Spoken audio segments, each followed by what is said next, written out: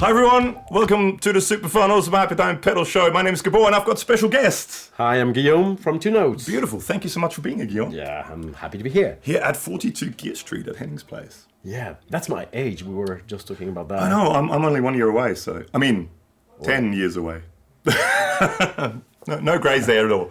Okay, so this is kind of the first video in this studio for the whole 42 Gear Street, so we don't necessarily know what we're doing, but we're going to look at the Cab M. Yes. So I've got the Cab, and I use it a lot.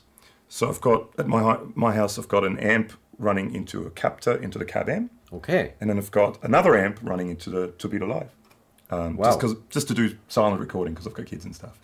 But I've never used the Cab M, so maybe let's just have a look at what it does different. and how it all works. Yeah. So, the original Cab, the one you have, we released that, I believe, in 2013 or something like that. Yeah. I don't quite remember. So the product was up for, a rebuild, or I wanted to actually work on the stuff that I wasn't totally happy with, or our customers weren't totally happy with. Yeah.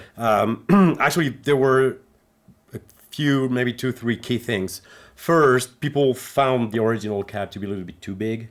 Okay. And at the time, because I wanted those two switches and all the IOs you have at the back, it was hard to make it smaller. So first, we wanted to make something smaller, and actually the new Cab is half the size. The other thing is people wanted to have a proper DI out. The XLR, So even if you have a balanced out with quarter inch on the original Cab, this time we have both. So we have the XLR and the quarter inch output. Okay. And when we were there, so it's not enough to release a new product. So I was like, okay, so what do the good kids need nowadays for that type of product? And we ended up working with a Bluetooth interface. So you still have the USB interface that works with Mac OS and Windows. But we wanted to have something that you can, everybody has a computer in their pocket. So we wanted them to be able to use that and control the unit from the phone or tablet. So, which is excellent, and people love that. I personally don't really use that, because I prefer just working on the unit itself because I know it very well. But let's say for first contact, or if the unit is on the ground and you want to just go on your knees and turn the knobs, it's pretty cool to have that at your height, just turn the knob and everything. It's a very cool feature. And we released almost at the same time for iOS and Android, both tablet and phone. We don't have any preference, either Apple or Android. That's great. Everybody can use both. That's great. What else is new? We have a new DSP in there, a little bit more powerful than the one we had in the Cab. And the SD card memory is new. Put external storage. Yes. So you don't see it. Oh, maybe you see it here. So it's at the back you have, but we don't have any camera there. We miss a camera from behind. Henning? Come on. Only have 12. Come on, do your job, Henning. There's so many cameras and there's not one I just need one Jesus, here. Jeez. Anyway, so we have that tiny micro SD card. Okay. So we have some people who may not want to use the Two Notes cabinet we have in there. They want to use their own IRs. They can put, I don't know how many thousand they can put on that card. On SD card, Usually that's enough. Which, 1,000 IRs, what do you need that for? You know what? We every other weeks we have people telling us that they have a library of 30,000 IRs in a folder, and it takes time to find what exactly they want in there because it's just too big. I'm like, do you really need 30,000? Because I know, it's a lot. It's a lot. It's insane, but I guess some people want to have those options. I would get drawn in that many options. That's not how I work with my product. I just try to find a cabinet that I like and that I think will work with what I'm trying to record. And so I take that cabinet, find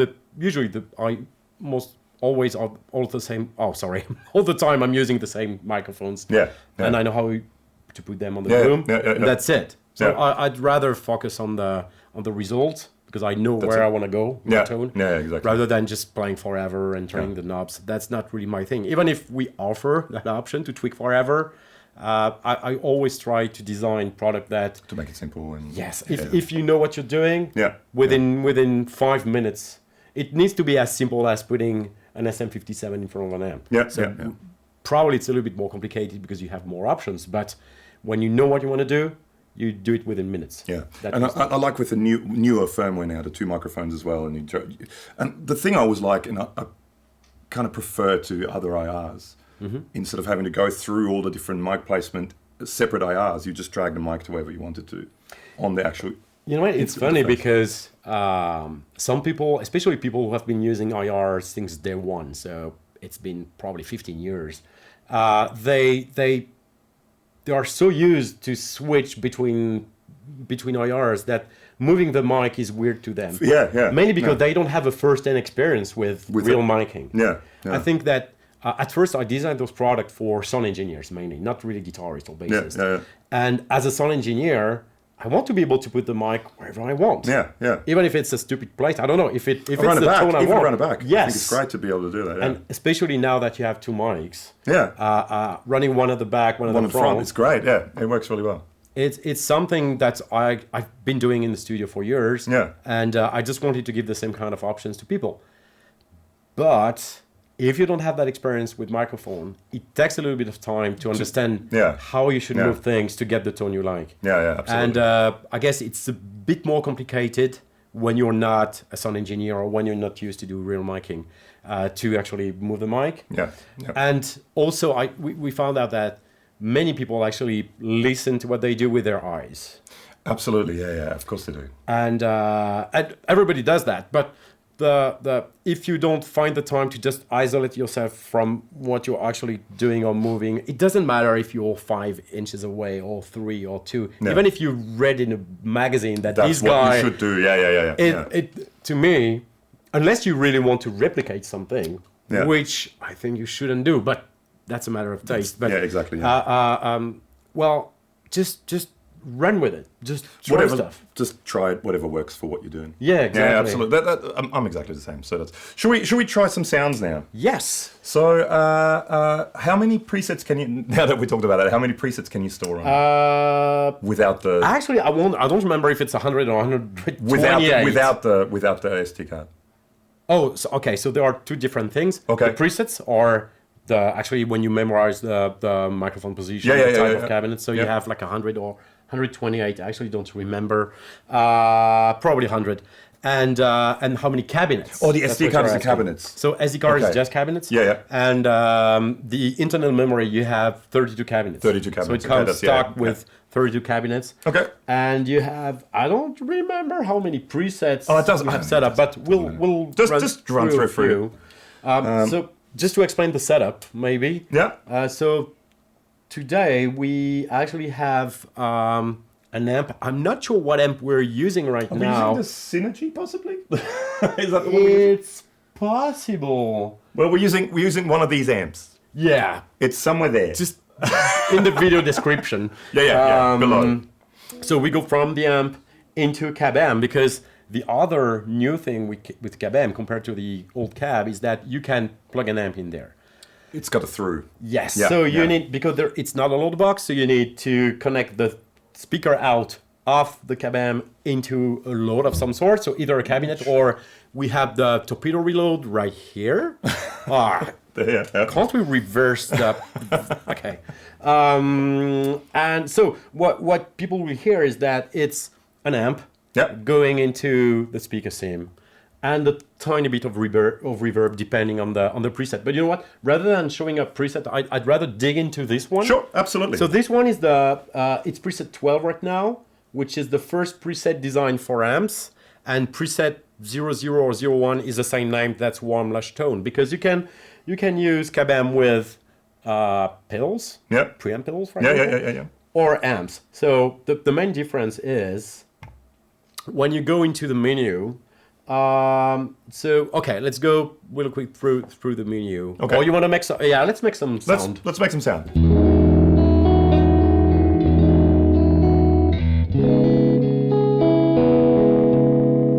It's quite a nice guitar, actually, too.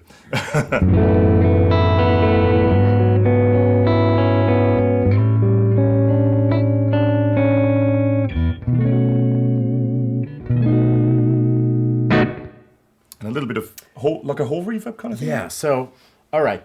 So how do we do that sound? So of course the amp sounds good. Yeah. Sadly, we can't make a bad amp sound good. We don't do magic. No, of course not. But if you have a good amp, we're here to help making it sound awesome. In your DAW, for example. All right, so first is the mode. So the mode is either... can't see what I'm doing. All right, okay. So we have 3 modes in there. First one is arcade, second one is simulation, third one is IR loader. The arcade mode, I like video games. I don't know if you... you must have played video games. Of course I've played video games. All right, so I like... how do you call that? The when you drive a car. Yeah. Okay, so let's say you drive a car. So usually in those games, you had 2 modes, which were arcade and simulation. Yeah. So arcade is when you're a beginner, you can hit the trees, you can hit other cars, and you can still win the race. You just bounce back, Exactly.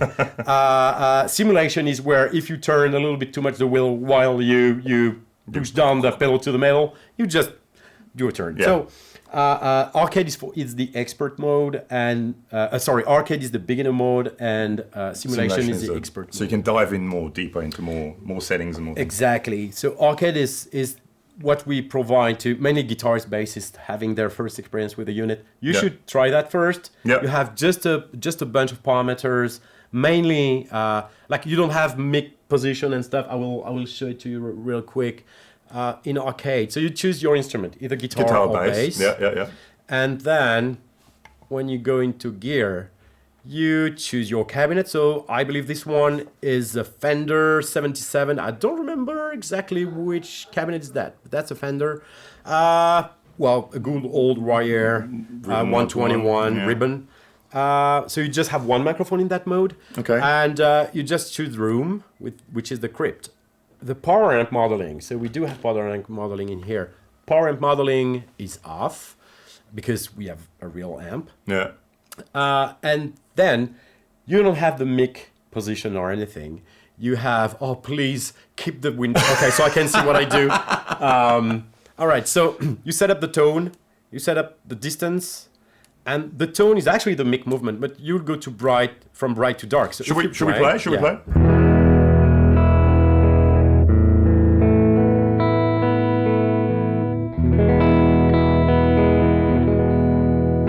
So I think it's when you begin with that type of product, just saying, okay, I want a bright tone, I want something a little bit darker. So it's kind of like moving the mic, I guess, closer to the center. And so bright is actually close to the axis.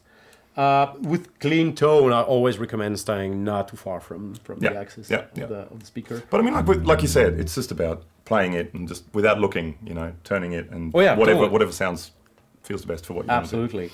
The distance goes from close to far. So if you play... Yeah. We do close miking right now.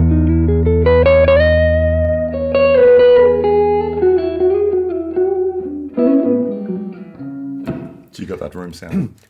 Which is a crypt. Was it a crypt? It's the crypt, I think. Yeah, it is. So actually, this parameter triggers 2 parameters, which are the distance from the cabinet with the microphone and the reverb. So when you move away the mic, which happens in the real world as well, you will hear the room more and more. Yeah. So there is no reverb level on the arcade mode per se. It just kind of does both at once. Yes. Okay, cool, yeah.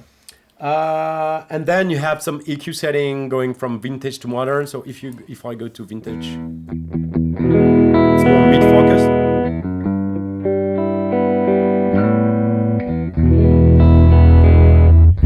A lot more bottom end. So more bottom and actually more high frequencies as well. Okay. On clean tone, you don't really hear it, but with distortion, that's it's sort of like a scoop thing. Yeah, okay. It's a kind of a loudness algorithm. Okay. So you will, the more you will push into modern, the more you will have lows and highs. And the vintage is more like that. So it does that. Okay. Exactly. Okay. Yes. Cool. So let's keep it around the middle. And a preset level. So that's the arcade mode. Just a few parameters. You choose your cabinet, your microphone, and here you go. Yeah. When you go into simulation, then you have all the parameters. All the parameters at once. Of the modeling. Yeah. Power amp is off. Miking is on. You you have your cabinet, but you can choose now 2 microphones, which is interesting because in arcade you have just one. So for example, with just the 121, it's a little bit dark. Yeah. But now we have the Nightfall, which is the blue microphone. Okay. It's a condenser. So I will be able to bring back some high frequency if you play a little. Okay.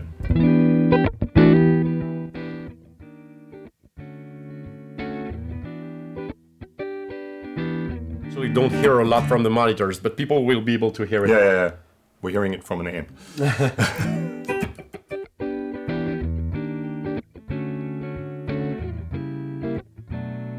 Could we have more monitors here? Someone, please. They're talking out there. They're talking. Yeah, I hear them. Oh look, Henning won an Academy Award. I didn't know that. Oh, did you see what's written on it? Oh, How can I help?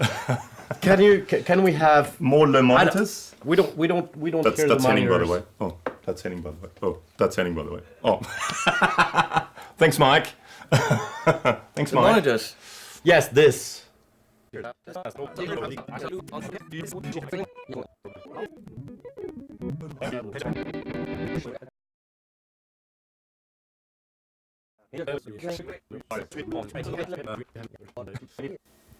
So, welcome to 42 Gear Street. My name's Gabor. I hope you're all having a lovely time.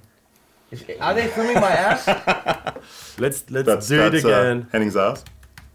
Let's call this torpedo and not call this torpedo Yes, good idea. because that's the lie. That's the studio, not torpedo. Things are going well. There you go. So that's your level there.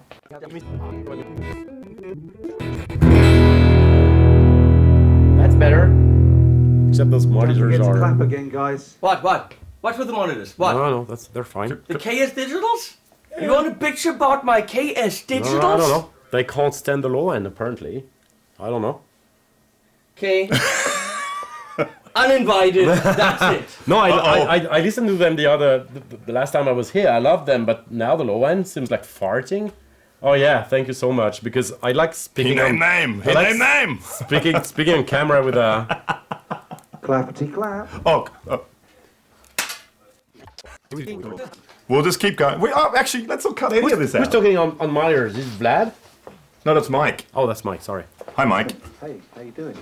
So we've got Mike from China Guitar Sceptic on. Oh yes, sure. Here's the switch pitch up there.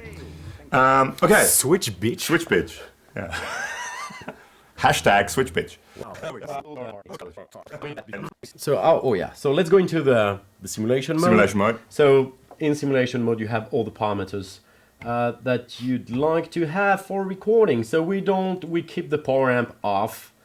Again, So power amp if you use a preamp pedal. Yeah. If you can come out of the effects loop as well. yes. You can use it coming out of the effects loop. Yes. So well, that's actually an interesting way to do it. So if your amp allows operation with the master off. Yeah. And you use the FX loop, and if the FX loop is still working, because on many amps You can't do it. Yeah. if you put the amp on standby or if you bypass the power, nothing goes into the FX loop. And on some amp you have that, or on some amp you also have line outs, and some of them have line outs without the crappy speaker sim they put in there. Or you can discard it. So that's great. And sure, you can feed the torpedo cab with that. That's a great way to do it. That's actually how I started this project. I had my very nice angle amp I was playing back in the day. And actually I started using the angle amp and going into my Pod XT Live. Pods are great. Pods are great. I actually do like pods. You know what? We did a video. This is completely unrelated, but we did a video. The other guy, Alex. Hello, Alex, by the way, who couldn't be here. He is a massive anti-pod guy and anti-digital guy. He's one of those kind of snobby tube guys. And we did a video where using the cab, actually, the old cab. So I used the Line 6 Pod XT that I've got. And instead of using their cab simulation, I used the cab, and he actually liked it, and it sounded really good. No, and I do use it at home still like that. No, I can explain that. When I was doing it with the XT Live, it was, at the time, it was probably 2003, 2004, I don't remember. Yeah. it was still better. I preferred that than the amp modelers we had at that time. Yeah, It was already better than the pod. Yeah. But the speaker part was not great. No, that's the thing that lets it down. Absolutely. And so that the next step in my journey towards designing the torpedo was to actually keep the amp but use a load box. And I probably used the Palmer and maybe some others, just to THG. And going into the pod extra live, and it wasn't too bad. But when I used the first IRs you could find, that time was so much better. Much better, yeah. The reason is in the pod of that generation, the speaker simulator part was not using a lot of. It was a very simple modeling for the speaker, like a very simple IR. I believe it was an IR already, but okay, was it okay? I mean, not all IRs are the same. No. Depending on the length, for example, the longer they are, the better. And imagine if you look at a picture and you just have 5 pixels, or if you have 5 million pixels. Big difference. That could be the equivalent with a photo to what you can hear with a very short IR or a proper one. Yeah. So that's how I started. And I got lost in what I was explaining, but that's the origin of the torpedo. Yeah, I got lost in translation. But if you want to watch that video, you can watch it here. What's here? What are you looking? What are you showing? You can add a card on YouTube. On YouTube, you see a link to that video later on. Oh, all right. Okay. So we'll do that one. When you upload it to YouTube, you can add a card up here, and that takes you to that video. That's see modern technology. Yeah, I should take a look at that. I actually do, but I don't know how to use it. Anyway. But it's interesting. Back that you to said this. It's funny because I guess that's how you develop new things, right? Yeah. And you were asking about using the amp, so that's literally how I started. And I'd say the limit to that is that an FX loop is not really designed like a proper line out. No. But it's a little bit different. Some of them are perfectly usable, some of them are not. It totally depends on the amp design. So I can't tell for sure it will work with this amp or that other unless I try it. With the angle, it was working quite well. Still, it was better to use a real preamp. Of course, yeah. You had like a little bit more dynamic, a little bit better signal-to-noise ratio. The green guy is here again. That guy's bad. Le Henning. Le Henning. Oh, Henning, oui. Le Henning. Henning. Yeah, no, we don't say that. Escargot. I don't know. That's how the French say that. Le Henning. Like, we need more French manufacturers. So we're actually, So you can't make fun of me anymore. We could make fun of another French guy. Oh, right? I can so make fun of you. You started it. Le clean, le crunch, le crunch. That's le okay. lead. Take your girlfriend and go. Bye. That's insane. So and so, I mean, you know what puzzles me, that someone down there is actually editing. I know all the crap we're doing. I know, right now. I'm gonna edit it all in the end as well. and it may end up online, which is even it will. Probably frightening. All right, so you can use the cab with a preamp with your overdrives. Yeah. Again, with some overdrives it works. With some, it's just too compressed, so it's hard to even with a power amp in the cab, you don't have that amp feel that I personally like. We tried it actually with a couple of amp in a box pedals that are meant to be, and it actually worked really, really well. Yeah, they can work. My friends are at Wamper. I've been using the Wamper pedal for quite some time to do that. Like they had like a kind of rectifier pedal and some others like the SLO and the Fender. That was great. We have quite a few of them, and they're great. After that, just because I wanted something a little bit more, let's say, flexible, we designed our own preamps, our own tube preamps. And finally I was able to say, okay, just use that, a torpedo cab, and you have your amp tone. Yeah. That's how it works. All right, so many ways to use it. And I think that I'd say today, probably 80% of the people using a cab are just using it on a pedal board with a few other pedals. Yeah. Like, again, that's funny because when we released our own preamps, you couldn't find too many on the market. And suddenly, no. everybody's releasing a pedal preamp. Yeah. I'm not sure people understand really the difference between an overdrive pedal and a preamp. Yeah. And I can explain that right now. Sure. People, the difference with between an overdrive pedal or most pedal you can use to shape your tone and a preamp, it's actually two things. First, it's the level. Yeah. Usually a preamp will be able to output a higher level, a little bit more dynamics to go into the torpedo cab amp. And the voicing. Okay. So usually a voicing of an overdrive or distortion pedal is a little bit more mid-focused. Okay. While with a preamp pedal, you want the full bandwidth. Range. Yeah. You want everything. So the problem with that is that if you're using an overdrive with a cab amp or distortion, you'll have to tweak a little bit the EQ. Yeah. While with a preamp, you'll get there pretty fast. Yeah. But on the other hand, if you try using a preamp pedal into the clean channel of your amp, you'll have to be cautious with the output level on the preamp, otherwise you would just overdrive the amp. This is again where then you could run it into the effects loop return. Yes. And use it as That's because you know what you're doing. Yeah, okay. A lot of people don't. Well, I mean, you have to learn those things. Yeah, of course, And of course. Even if preamps are not a new concept, there is a preamp in every amp on the market. Yeah. That's the first stage of your amp. Yeah. But still, probably every day we have to answer this question: can I use the overdrive? What's the difference between? Or why does it sound weird where I use my preamp into my Fender amp? And I'm like, it's not designed to You're running a work like preamp that. into a preamp. Into Exactly. A preamp, So you're cascading two preamps. It's possible, but you need to be prepared to actually roll off the low end, roll off the high end, and work with the mix. Really, yeah. And it works that way. But again, I mean, you need to have a bit of experience, or you need to know how to do it, and not just say, "Oh, like it's fuzzing. I don't know what's going on, or it sounds bad," because it will sound bad. It will, yeah. Of course, it will. Of course, it will. So anyway, so right now we're still using it with the amp, and okay. So the power amp. Oh, I can show the power amp real quick. Which power amp actually, feature. I mean, it's again completely different thing. But the Ref D20, that's an awesome thing because you've got a switch where you can turn the pre and post. Yes. And then you can actually completely change the sound of the amp by using a power amp built into it. And that's the funny thing. The power amp we have here. I mean, this is going all over the place, but yeah, we both had very little sleep. we'll end up with a video as long as Hennings. Hennings, yeah. So that's all right. People be prepared. What's an hour or two? Boring. Who said that? No, that was him.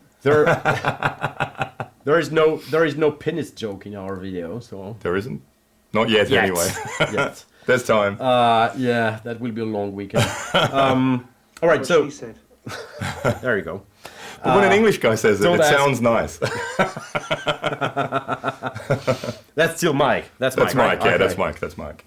All right, so we designed the power amp to bring a lot of color to the sound, if it makes sense. Probably a little bit more than most real power amps. To go to the extreme, Yeah, so as soon as you push, so you choose the type of tube, or actually that's the amp type. So you have push-pull, which is the usual type of power amp you'll have in a Marshall amp, for example. Or,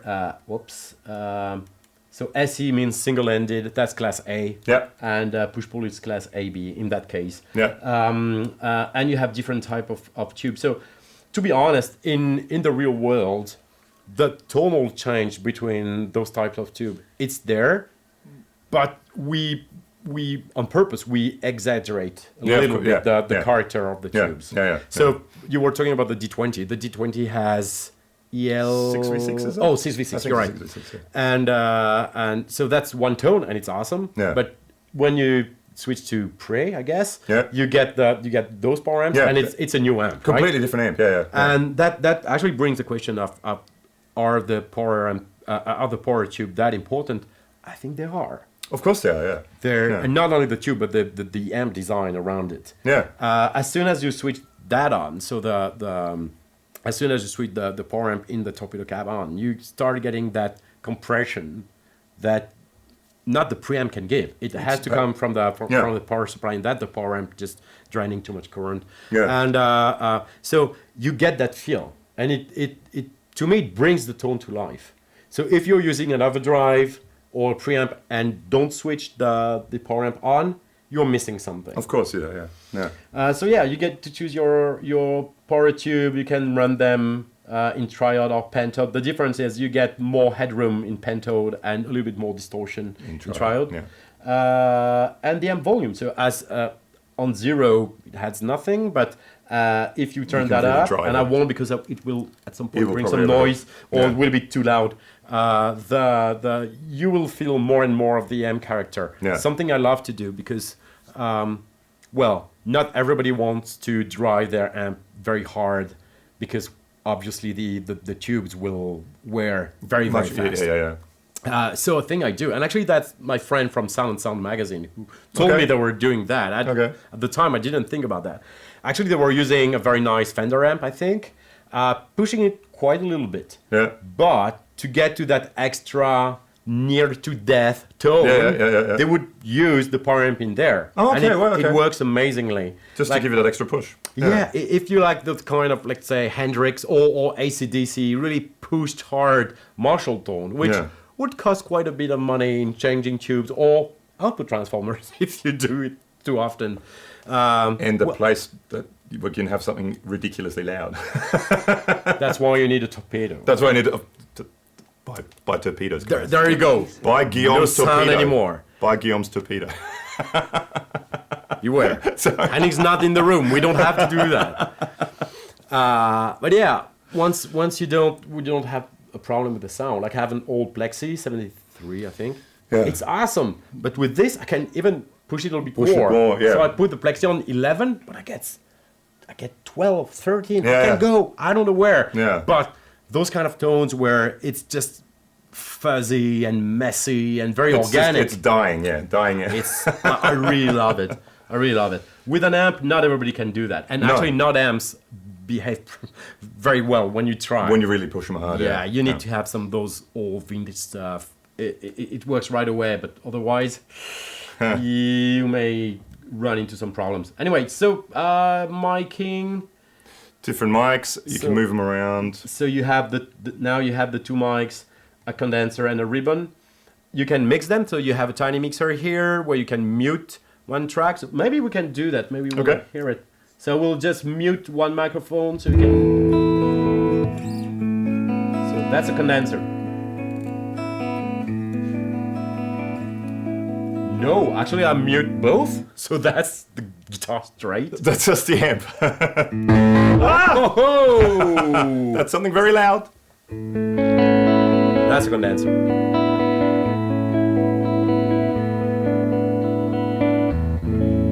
I will add the ribbon. Just adds that fatness to it.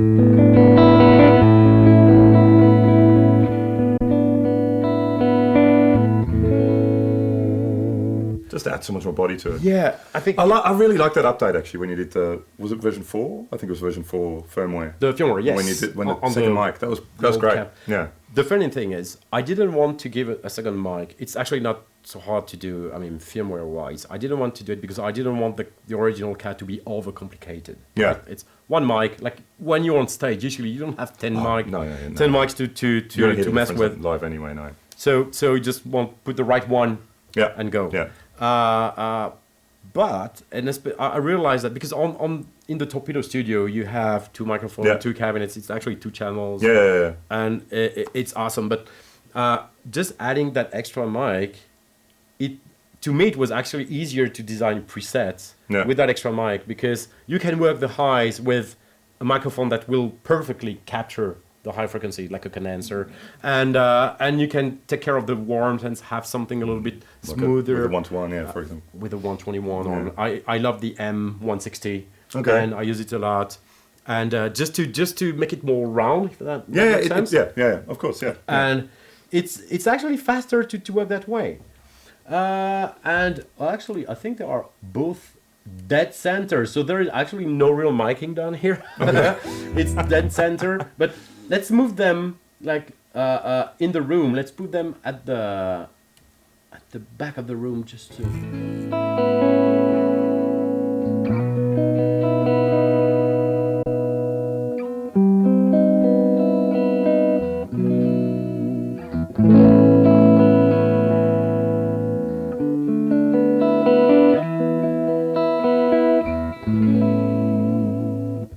the sound of this guitar actually. And it sounds great actually. Yeah. Yes, there's a very nice low end. I'm not a massive fan of these styles of guitars usually, but I really like this. No, it's a very good one. It's actually, I don't have much to do. Like everything works. Yeah. We can do something funny, like put one amp, one microphone at the back of the cabinet. Oh yeah, that always makes things interesting.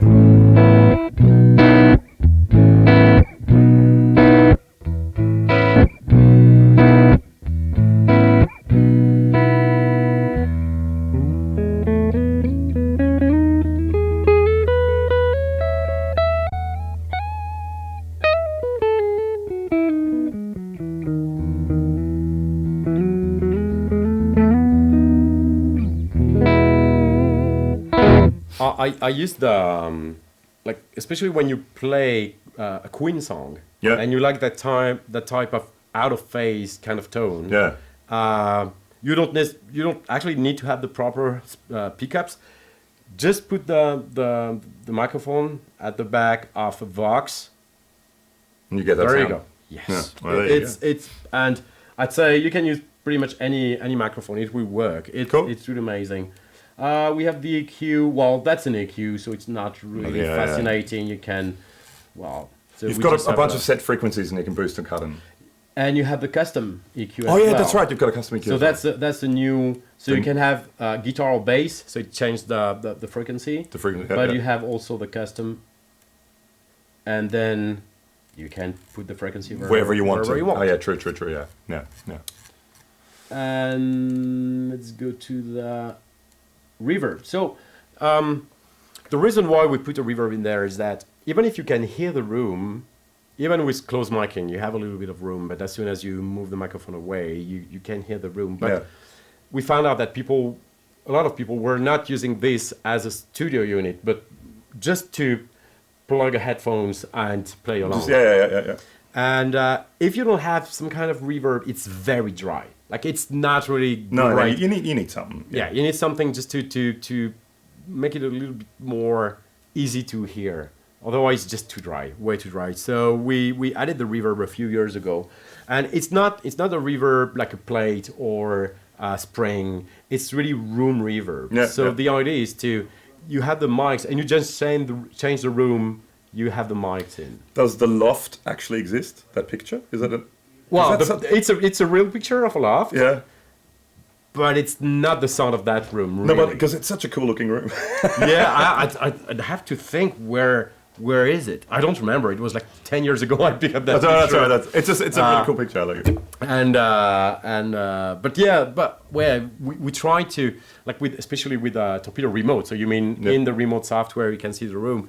That's right. Yeah. Sorry. I like the to feel like I am in that room and I am actually recording in that room. Yeah. That's what we try to do with our interface. Cool. And it looks like a real room with mics and cool stuff. looking room. Yeah. And I think it helps creativity to be in that kind of environment.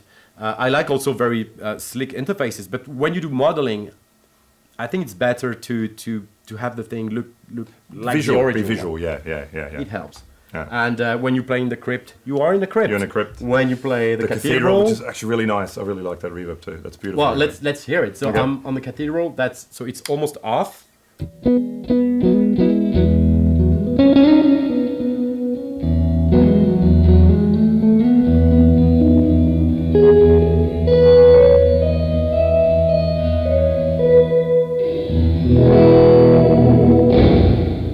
There's a lot there. Yeah.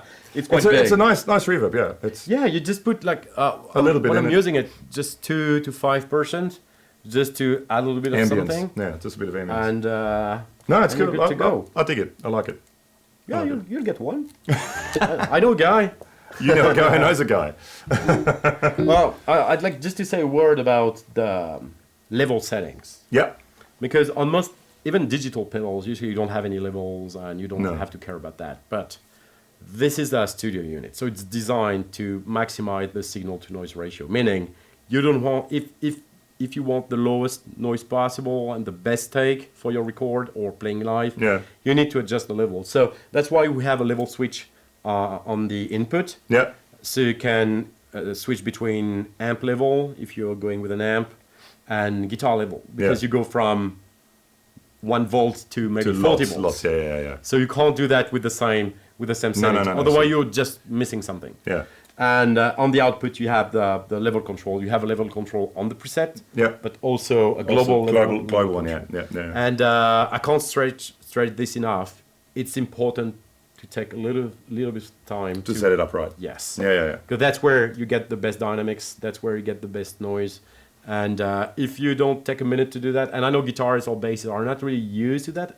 I mean, unless you record and you know how to set up a gain on a mic preamp, but it's important to learn how to do it. To set it up properly. Yeah. And I hope I don't make that sounds too complicated, because what you know when you do miking, just apply what you know to this. That. Yeah, it's the same thing. Absolutely.